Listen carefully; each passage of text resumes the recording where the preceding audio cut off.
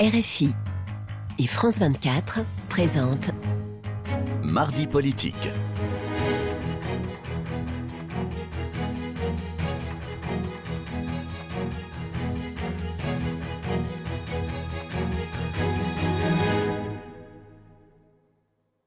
Bonsoir et bienvenue dans ce nouveau rendez-vous de Mardi politique sur France 24 et RFI. Ce soir avec Pierre-Yves Bournazel, secrétaire général délégué d'Horizon, le parti créé par Édouard Philippe. Bonsoir. Bonsoir. Et je précise que vous êtes également conseiller de Paris, ça ne sera pas anodin dans l'entretien que nous allons avoir, et ancien député. Je voudrais qu'on commence par cet incroyable vol de bijoux qui a sidéré tout le monde.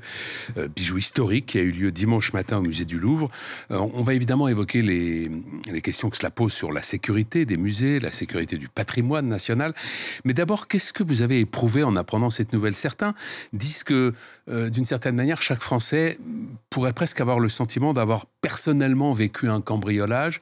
On entend aussi parler d'un sentiment d'humiliation. Est-ce que vous avez ressenti des choses de cet ordre ?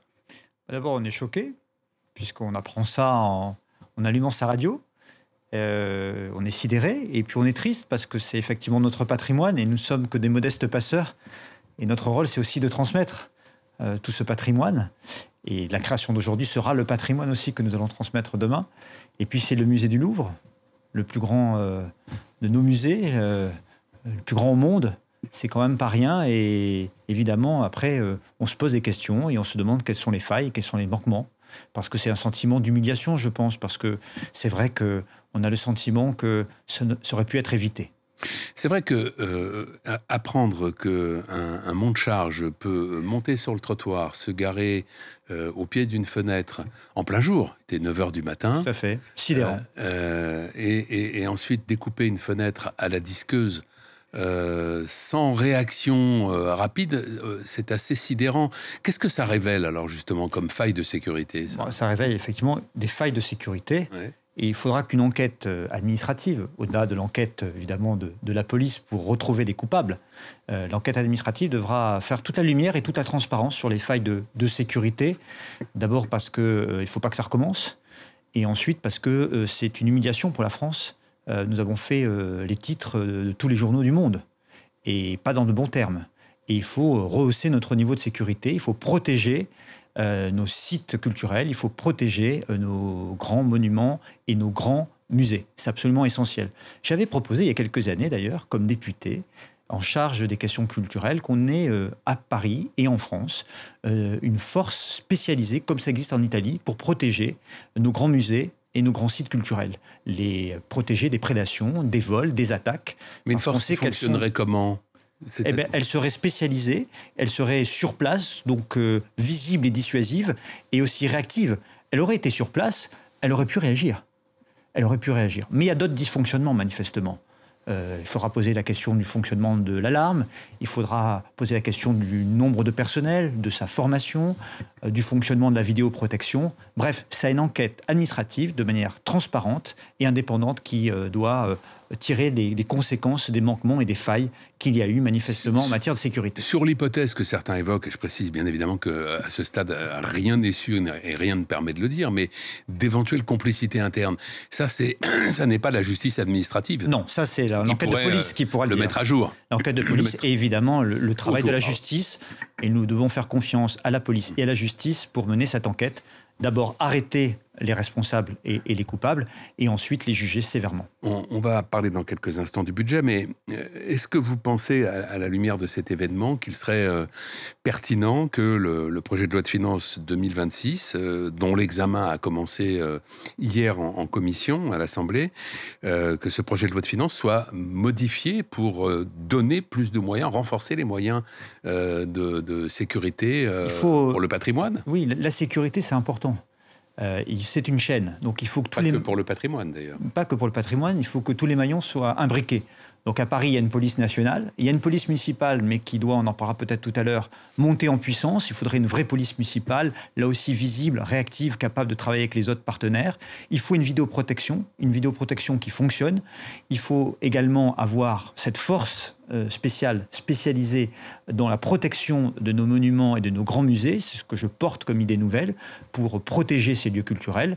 Et il faut évidemment aussi être capable de travailler avec les sociétés privées qui peuvent faire un gros travail de renfort pour assurer évidemment la protection de nos biens. Est-ce que dans ces failles que vous évoquez, il y a pour vous des responsabilités politiques d'ores et déjà identifiables? Écoutez, moi je ne suis pas là pour faire des polémiques, m'attaquer aux personnes, je suis là pour que la vérité jaillisse. Et donc seule une enquête administrative indépendante, avec des faits objectifs, permettra de dire quelle est la chaîne des responsabilités et ensuite toutes les conséquences devront être tirées parce que c'est inacceptable, ça aurait dû être évité. Il faut augmenter le niveau de sécurité de nos lieux culturels, de nos grands musées, qui sont quand même la vitrine de la France et qui participent de son rayonnement. Je disais en vous présentant que vous êtes conseiller de Paris que ça n'était pas anodin. Ça n'est pas anodin en effet, puisque vous êtes candidat à la mairie de Paris. Ce sera votre 3e candidature pour les municipales de mars 2026.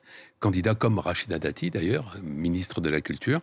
Est-ce que vous pensez que la mairie de Paris devrait avoir peut-être plus de pouvoir sur les grands musées de la ville? Alors d'abord, c'est ma première véritable candidature, puisque la première fois, je n'ai pas gagné la primaire. Ouais. Et la deuxième fois, en 2020, j'ai proposé ma candidature. Oui, c'est la troisième fois que vous voulez vous présenter. C'est la troisième fois que je vais me présenter. C'est ma première candidature officiellement. Effectivement, je suis élu de Paris depuis 17 ans et j'ai acquis une vraie légitimité. Je pense que la ville de Paris doit davantage travailler avec ses partenaires. Je le disais tout à l'heure, dans toute politique publique, en matière de sécurité, c'est vrai, en tout domaine, attractivité, gestion de la vie quotidienne, il faut savoir travailler avec les autres. Et un maire, c'est quelqu'un qui fait, c'est quelqu'un qui doit produire de l'efficacité, qui doit trouver des solutions.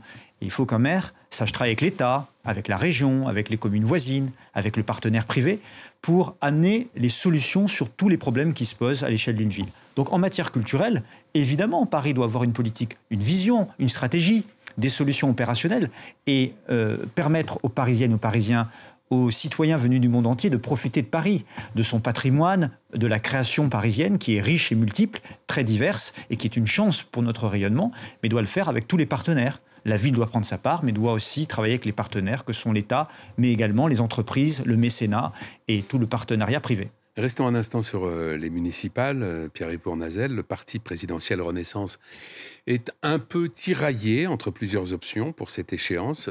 Soit soutenir la candidature de Rachida Dati, soit avoir son propre candidat, qui pourrait être l'ancien ministre Clément Beaune, soit encore se ranger derrière votre candidature.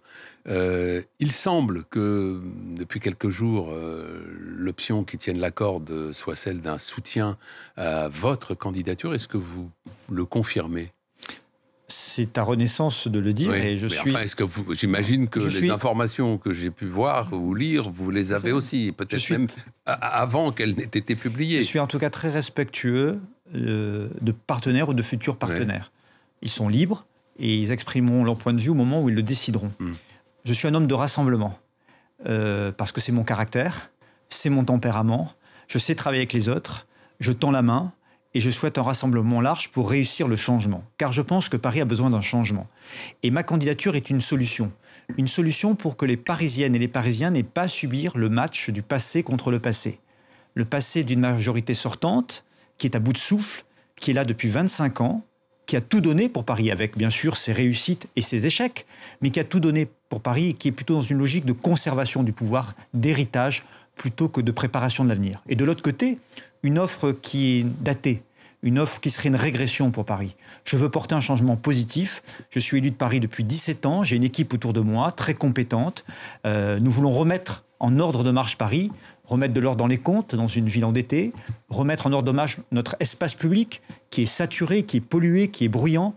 On veut faire en sorte que nos rues soient propres, sécurisées. On veut travailler sur une meilleure gestion des travaux. Le maire anti-pagaille, d'après ce que j'ai vu. Le maire anti-pagaille. De quelle pagaille vous parlez ? Oh, la pagaille du quotidien. Regardez. C'est-à-dire les embouteillages, les travaux. Le bruit. Il faut des travaux des fois dans les villes. Bien sûr, mais ils sont extrêmement mal gérés. Ouais. Chacun le voit bien. Et puis, il y a le beau aussi. Paris, c'est la plus belle ville du monde. Et il faut savoir l'entretenir, il faut savoir l'embellir. Et donc là aussi, il y a beaucoup de travail à faire. Remettre Paris en ordre de marche et lutter contre la vie chère aussi, l'accès au logement. Je porte des propositions très fortes. Là, il y a du travail. Pour permettre aux femmes et aux hommes qui travaillent à Paris de bénéficier en priorité des logements de la ville de Paris. Et je veux redonner confiance aux propriétaires par des dispositions pour qu'ils remettent leurs biens sur le marché au service de la qualité de vie des Parisiens. L'image forte du jour, c'est l'entrée à la prison de la Santé ce matin de Nicolas Sarkozy. Vous avez été, Pierre-Yves Bournazel, à l'UMP, puis chez les Républicains. Quelques minutes avant d'être incarcéré, l'ancien président a publié un message sur les réseaux sociaux qui se conclut par ces mots. « Ce matin, j'éprouve une peine profonde pour la France qui se retrouve humiliée par l'expression d'une vengeance qui a porté la haine à un niveau inégalé. Je n'ai pas de doute, la vérité triomphera, mais que le prix à payer aura été écrasant. » Qu'est-ce que vous inspire cela ? Peut-être 2 commentaires. Le premier, le plus important, j'ai été parlementaire, vous l'avez rappelé tout à l'heure, je suis élu de Paris depuis 17 ans. Je prends pour habitude de ne pas commenter les décisions de justice pour une raison simple. Je respecte la séparation des pouvoirs, je respecte l'indépendance de la justice et l'impartialité du travail des magistrats. Et dans un état de droit, je crois que chacun doit rester à sa place. Et je pense que les politiques ne doivent pas commenter ni dans un sens, ni dans l'autre. Deuxième commentaire, c'est que pour Nicolas Sarkozy, pour n'importe quel Français d'ailleurs, qui doit être incarcéré, bien sûr, je pense aux siens, à sa famille, à ses amis qui sont touchés. Et c'est normal. Mais la justice est la justice, et elle est la même pour toutes et pour tous. Le débat sur l'exécution provisoire des peines, puisque c'est aussi de cela qu'il s'agit dans cette affaire. Rappelons d'ailleurs que c'est aussi au cœur de la candidature ou non de Marine Le Pen à la prochaine élection présidentielle de 2027. Ce débat doit-il être ouvert, comme le suggère d'ailleurs aujourd'hui Emmanuel Macron, qui parle d'un débat légitime qui doit être mené dans le calme? Oui, on a le droit de débattre. Et le législateur peut s'emparer des sujets. C'est lui qui fait la loi. Je rappelle pour que les choses soient claires que l'exécution provisoire, c'est la mise en application d'une sanction, quand bien même il y a appel. À effet immédiat. À effet immédiat, tandis qu'il y a appel. Oui, c'est au législateur de s'en... Ce qui fait qu'en l'occurrence, un présumé innocent peut être incarcéré, ce qui est le cas là de Nicolas Sarkozy. C'est au législateur de s'emparer de ce débat. Oui. S'il estime que la loi dysfonctionne, il doit l'améliorer et la modifier. C'est un débat tout à fait respectable. Les magistrats, eux, appliquent la loi. Ils peuvent évidemment l'interpréter, mais ils appliquent la loi, rien que la loi. Et donc je pense qu'il ne faut pas s'en prendre aux magistrats, comme certains l'ont fait, mais éventuellement à la loi et améliorer les dispositifs. Et ça, c'est le rôle du politique et du législateur. L'examen du projet de budget 2026 a donc commencé hier à l'Assemblée nationale, pour l'instant en commission. Est-ce que vous croyez qu'un budget pourra être adopté par l'Assemblée nationale avant la fin de l'année? Dans l'intérêt du pays, je le souhaite oui, vraiment. Ça, je me doute que mais j'ai forcément des craintes, parce que depuis la dissolution de 2024, il n'y a pas de majorité à l'Assemblée nationale, et c'est un peu là aussi la pagaille. Et il faudrait remettre un peu d'ordre dans la gestion de l'Assemblée nationale. C'est-à-dire Est-ce que Sébastien Lecornu est un Premier ministre anti-pagaille? Je le souhaite, et je souhaite dans l'intérêt de la France sa réussite. Je dis aussi que chaque groupe politique, quelle que soit sa sensibilité, doit faire un effort pour préférer l'intérêt du pays avant l'intérêt de son groupe ou de son parti, parce que l'heure est grave. On voit bien la situation géopolitique chaotique et dangereuse qui nous entoure. On voit bien les attaques de nos démocraties occidentales et particulièrement de la France. On voit bien les fractures économiques, territoriales, sociales puissantes en France. On voit bien la montée du populisme et de l'extrémisme politique. Et il faut qu'il y ait des remparts contre cette montée du populisme et de l'extrémisme politique qui amènerait le pays au chaos. Alors maintenant, il faut arriver avec des lignes claires quand on a des convictions dans un budget. Pour notre part, nous pensons qu'il faut s'attaquer à la dépense publique de fonctionnement, c'est-à-dire à la capacité de notre pays à se réformer pour diminuer la dépense du train de vie de l'État, pour faire simple. Il y a trop de bureaucratie en France. Nous pourrions éviter les doublons entre les administrations centrales ou déconcentrées de l'État et les administrations décentralisées. On pourrait faire beaucoup d'économies et ainsi éviter ce débat permanent qui est quel impôt on va augmenter, quelle taxe on va augmenter. Je pense que nous avons un taux record de prélèvements obligatoires, qu'il ne faut pas y toucher, parce que les ménages... Pas y toucher ou le diminuer? Et plutôt le diminuer, si on peut. mais en tout cas pas augmenter les impôts et les taxes aujourd'hui, parce que les ménages sont saturés d'impôts, quelle que soit leur vie sociale. Et je pense qu'il faut préserver la compétitivité de nos entreprises et pas s'attaquer aux entreprises comme certains voudraient le faire. Je rappelle qu'aujourd'hui, les carnets de commandes sont bloqués. Il y a une inquiétude des acteurs économiques. Donc, pour diminuer la dette, qui est un vrai souci dans notre pays, choisissons plutôt la voie de la diminution de la dépense publique, notamment dans la bureaucratie, pour préserver l'investissement. Vous avez exprimé la position qui est globalement celle de la droite, c'est-à-dire plutôt baisser les impôts et plutôt baisser la dépense publique également. Les intentions de et baisser la dette ainsi. Et relancer l'activité économique. Les intentions de la gauche, elles, sont schématiquement augmenter les impôts et aussi la dépense publique. Est-ce qu'elles ne sont pas tellement opposés qu'il est quasi inconcevable d'imaginer un compromis? Il faut sortir de l'idéologie. Oui, et il faut aller sur le pragmatisme et sur c'est un vœu pieux, non? Non, je le souhaite ardemment. Vous savez, il y a une gauche responsable. On l'a vu en Allemagne, on l'a vu en Angleterre, on l'a vu en Espagne, capable de faire des réformes et de comprendre que ce n'est pas par les impôts et la hausse de la fiscalité qu'on va tout résoudre. Alors que leurs impôts sont souvent moins élevés d'ailleurs qu'en France. Il y a une gauche responsable dans notre pays. Il suffit de relire Jacques Delors, il suffit de méditer le message de Pierre Mendès France, qui ont expliqué qu'à un moment donné, pour assurer de la solidarité dans un pays, il fallait maîtriser sa dette, maîtriser les dépenses publiques de fonctionnement. C'est une question d'équilibre. Et là, je crois qu'on est dans le déséquilibre. On a une dette trop importante qui nous rend vulnérables. Cette dette, si elle continue, risque de créer une crise financière. Et la crise financière, c'est les Français qui la paieront. Et donc, avant qu'il ne soit trop tard, il faut un sursaut républicain, une capacité à prendre des bonnes décisions dans l'intérêt du pays pour protéger les Français.